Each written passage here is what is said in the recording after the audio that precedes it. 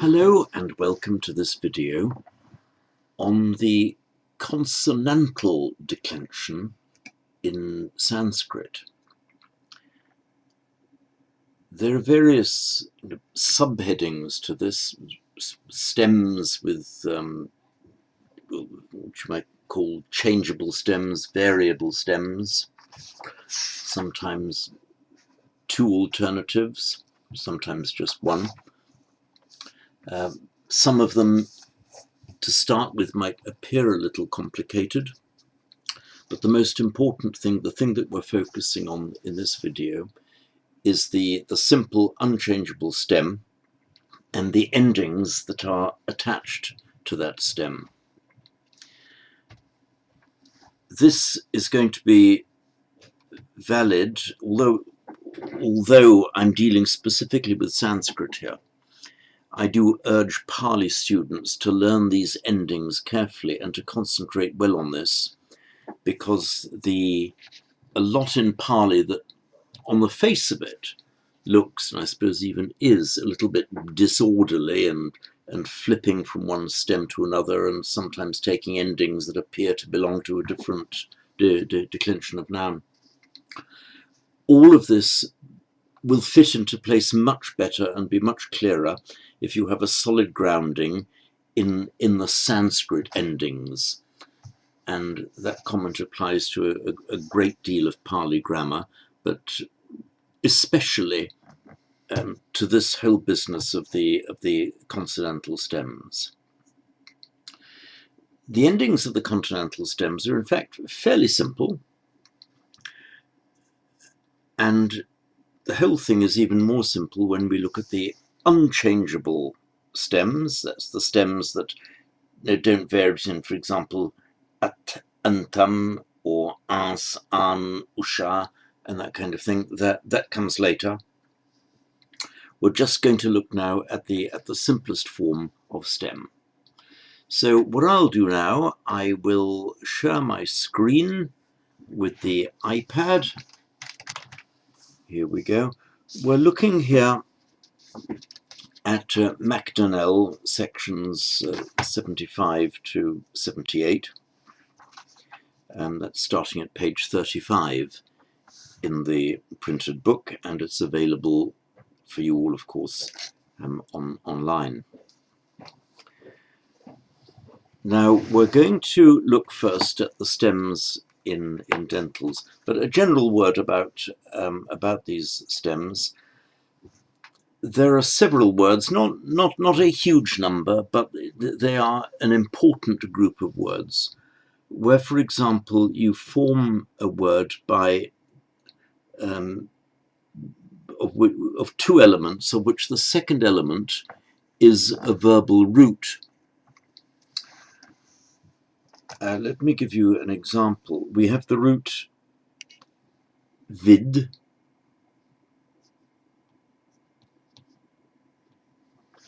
meaning to see or to know,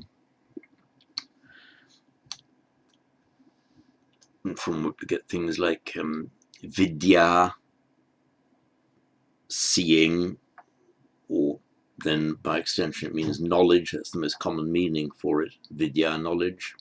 Veda, also a knowledge, but then by extension the Vedas. And Ayurveda, literally life knowledge. The Ayurveda is, it came to mean medicine, Hindu medicine. So this root on its own, vid, will mostly be seen in its developed form. Veti, he knows, Veda, Vidya, so words that derive from it. But you will see it, as you will see a few other roots, attached directly to another word in its unchanged form to create a new word. And we're going to look here at the word dharmavid, dharma-vid, a dharma knower, one who knows the dharma. And it just goes like this. I'll write it with a hyphen, though, of course, as we all know, it's not written like that in Sanskrit. So dharmavid. So dharmavid is now a full word on its own. It's the masculine nominative singular, means one who knows the Dharma, a Dharma knower, dharmavid. And the declensional endings are added directly onto this base. There's one little bit of sandhi that you need to know here, is that no Sanskrit word can stand on its own or at the end of a sentence or word group or verse with a voiced consonant. So that simply means that standing on its own, this word would appear as, this word would appear as dharmavit with a V-I-T. But it's effectively the same word. I mean, it is the same word. It's just that there's this the standard phonetic change. So when you see dharmavit, that simply means that the D has changed to a T by the general rules of sandhi. And of course, if in a sentence it's followed by a word that beginning with a voiced consonant or a vowel, then of course it would revert to being dharmavid. The Dharma knower said would be dharmavid abravit with a d, because it's followed by a vowel and so on. So this change between D and T is purely phonetic, and it's to do with sandhi, and is not a grammatical feature. So for purposes of declension, treat it, and for purposes of grammar, treat it as ending in a D. Now, rather than writing out full dharma each time, I'll just write the vid bit. And the endings are like this. Well, look at the singular first. So it's dharma vidam is the accusative.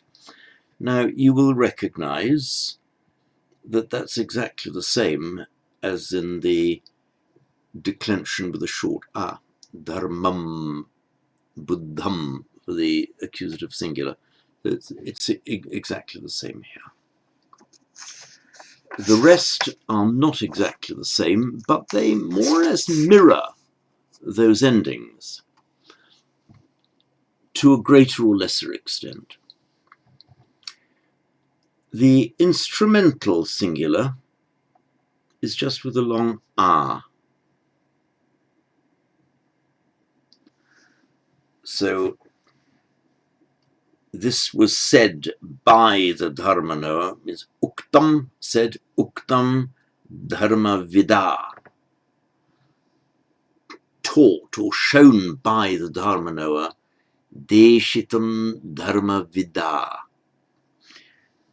And in brackets here, I'm just going to put the equivalent of the consonant of the vowel declension in a that you already know, and let's use the word dharma for it.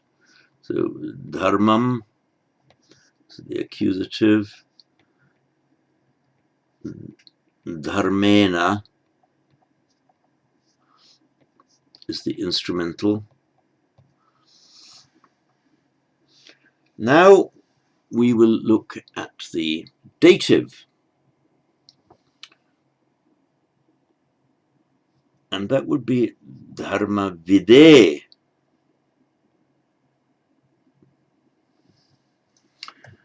So I say to the dharma knower, I'll put the verb here so that we aren't put off by the sandhi. In fact, it would be the same. Dharma vide bravimi. Bravimi dharma vide. I say to the dharma knower, vide.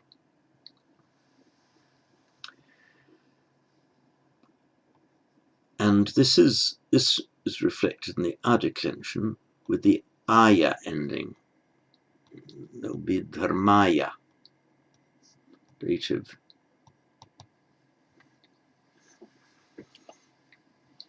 You'll see a kind of reflection here, because the e, aya. It's both, it's the palatal e for the consonantal declension, aya for the a declension. Ablative and genitive in the consonantal declension, they both end in a. So, dharma vidah.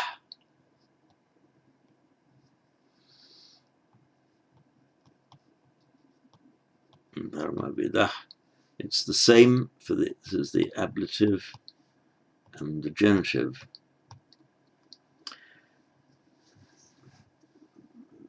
But remember, of course, those two are not the same in the a declension,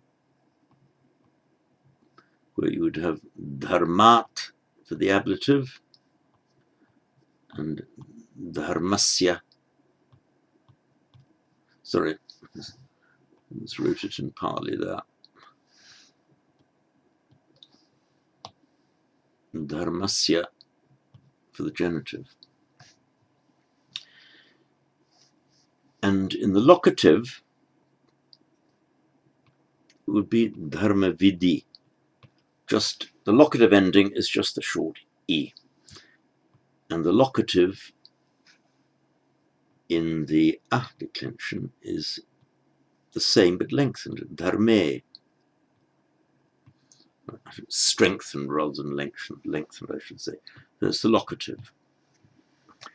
So we now have this declension, dharma vid, dharma vidam, dharma vida, dharma vidah, dharma vidah, and dharma vidi.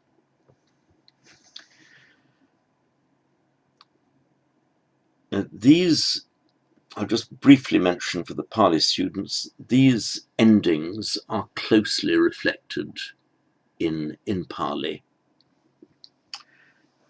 Save that, of course, in Pali the dative and the genitive are the same.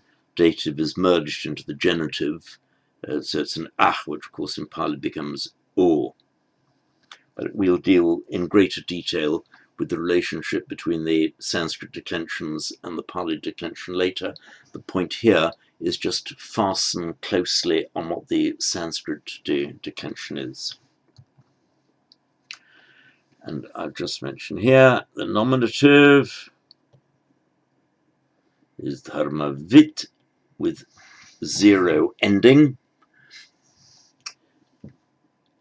And I emphasize the change from the D to T is purely a matter of phonetics. It's got no grammatical significance, purely a matter of sandhi, and it will become D again if it's followed, say, by a vowel or an unvoiced consonant, most unvoiced consonants. Sorry, not most, some unvoiced consonants would change to something else, but purely phonetically, not grammatically. So as I say, treat it as being a D for grammatical purposes.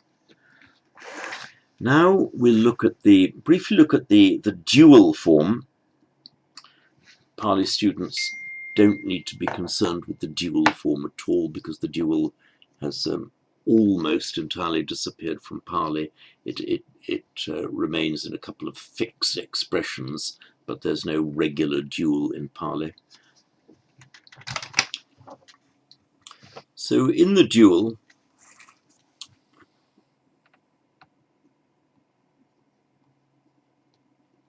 two knowers of the Dharma, two of them would be dharma vidau. And that would be the same, incidentally, for masculine and feminine. Those of you who've studied the dual number of the vowel declensions, in particular I'm thinking of the ones in the short a, will know that the au ending is actually the same for the masculine. That's the dual nominative and accusative. They're the same in the dual. Throughout all the declensional systems of Sanskrit, in the dual, nominative, accusative are the same. So dharma vidau for the masculine, and you will have remembered that in the dual, taking the word kanta, for example, dual cantau for the masculine, but cante for both the feminine and the neuter dual. That's masculine and, sorry, nominative and accusative. In the dual, it's slightly different because the masculine and the feminine are the same, but it's the neuter that's different. And the neuter just ends in a long E, neuter dual. It's very, very rare. And I don't offhand recall having seen one in my ordinary reading. So that's the nominative. I'll use the Sanskrit numbering. And as usual, and throughout, as happens throughout the dual number, in all forms of the declension, the instrumental, the dative, and the ablative are the same. So we're going to put 3, 4, 5, instrumental, dative, ablative. So the endings here, again, now the same as always in the dual, same for masculine, feminine, and neuter, instrumental, dative, and ablative. It is bhyam. So you'd have dharma vidbhyam.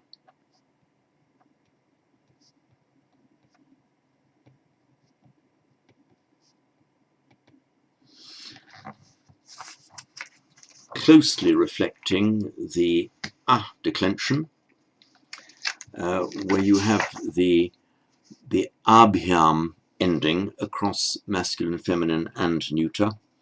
So in the declension, and the feminine you'd have kantabhyam. Kantabhyam. And for the genitive and locative,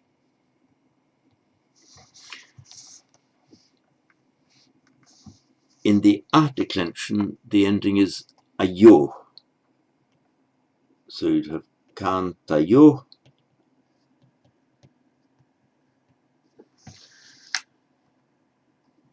In the consonantal declension, you just add the o. So you get dharma vido. So again, closely reflecting the declension. So that deals with the dual. You see, closely mirroring, but not precisely, but fairly closely mirroring the declension, and not that common, but you will need to know them. You will see it from time to time. Now, plural.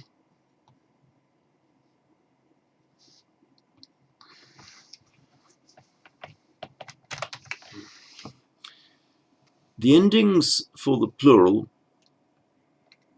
again, to a large extent, reflect the declension, but shorter. So, again, using our paradigm of dharma vid, by the way, it's the same for the masculine and the feminine. The neuter, nominative, and accusative, I'll deal with that in a moment. It's a little different. So the nominative and accusative, it ends in dharma vidah. The instrumental, third case in Sanskrit, ends in a bhi. Now note that the instrumental of the declension, using the word kanta as our paradigm, it ends in an ay.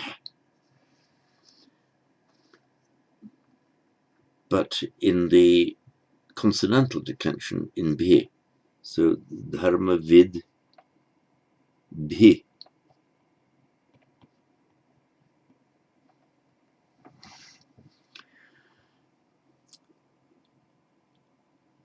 As elsewhere in the plural, the dative and the ablative are the same.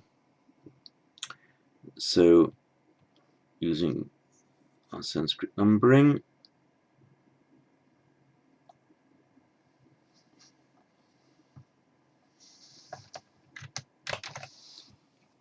looking again first at the declension, where we have kantebhya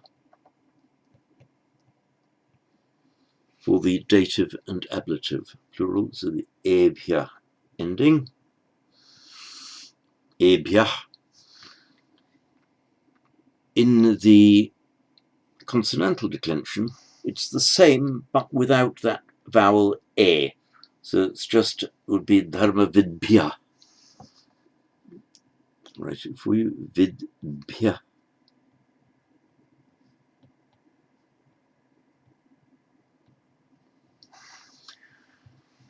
For the genitive, again using our paradigm from the declension, it will be kantanam.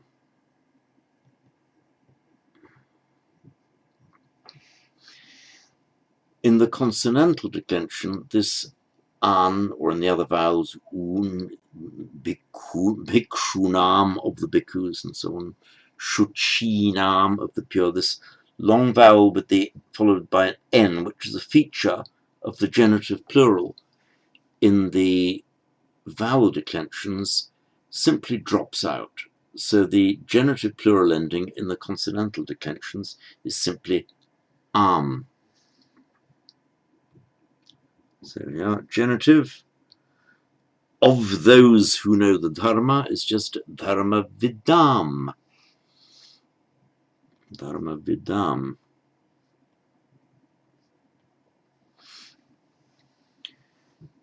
For the locative, we have in the declension the su ending, but it's got this long vowel before it. It's kante su, which becomes kante shu, the sh by Santi, with the preceding e. Kante shu in Pali would be kante su.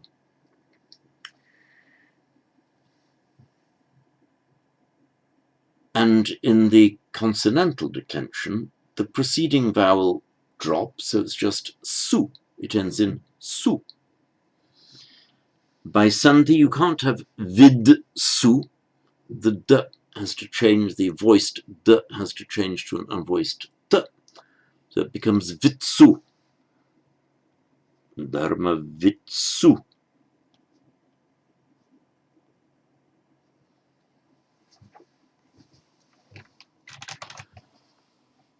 I'll deal now with the fairly rare consonantal declension, or which make a root declension ending in a root consonant, as here. Oops, sorry. And it's just e.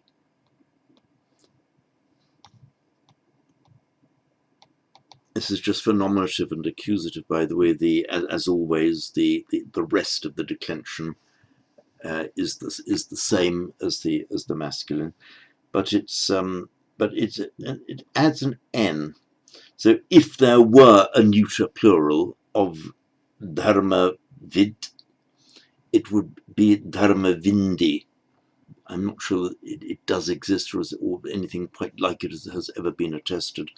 But you will find, for example, and we'll come to that in a later video, the stems ending in an s.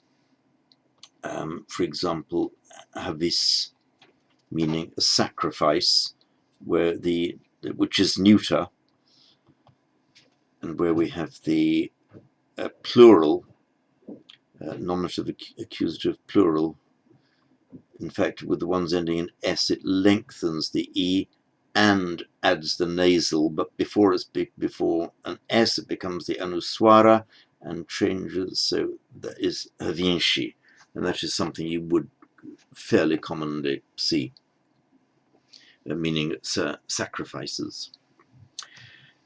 So that's it for the simple stem. I'm just going to deal with the stems in the labials. That's the ones ending in a p or a b sound. Again, it's the same, exactly the same principle applies. It's an unchangeable stem with the sole difference that it has to change by sandhi. For example, I'm going to use one example from Macdonell. This is Macdonell now, section 78 at the bottom of page 36. You have the word for a region is kakub. On its own, it appears as a stem form kakub, and it declines exactly the same as the series we've just done. The only differences being that where this b occurs at the end of a word, or in pause, or at the end of a sentence, end of a verse, so this is the nominative singular, it has by sandhi, first of all, it has to lose its aspiration, so become a b, and then it has to become voiced. Unvoiced. So on its own, a region becomes kakup. So it's effectively the same word, but just by sandhi, the b at the end has to change to a p.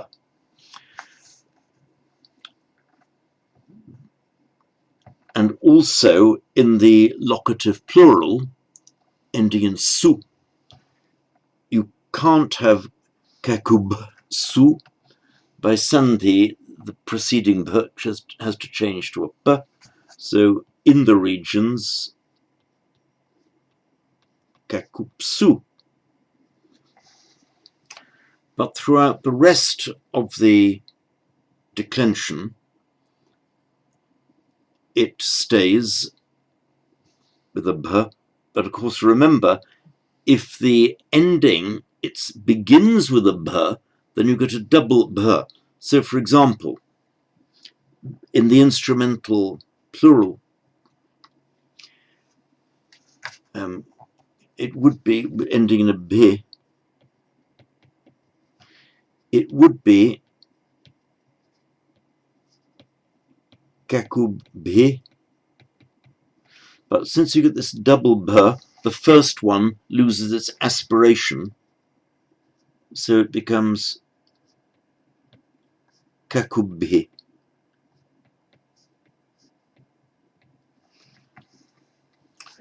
And similarly, in the dual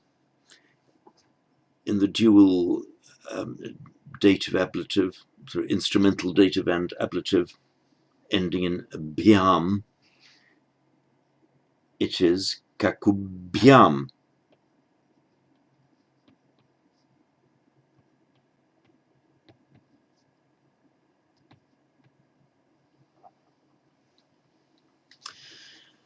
There are various rules that have to be applied for stems, and these are dealt with in Macdonell 79 through to 83, which I'll deal with in a separate video. But note here, throughout the next 1, 2, 3, 4 pages of Macdonell, it gives you all the various forms that these declensions go through. One thing you'll be pleased to hear does remain unchanging, and that is the endings. So once you've learnt those endings, these are now valid right through not only the unchanging stems, but through the stems with 2 forms and the stems with 3 forms. So this series of endings that you have here. I'm trying to get my page back. Oops, back. This series of endings that I've given you here on the page 1, the e, I, and the dual, the o. So I should have written bhyam there. Bhyam and o all remain the same. And the plural, the bhi, bhya, and su, again, all remain the same. So after you've learnt this, the only other things you will have to learn in the consonantal declension is changes in the stems. So as I say, master these endings well, and then the whole of the rest of the consonantal declension will fall into place easily for you, as will the vagaries and irregularities of the equivalent declensions in Pali.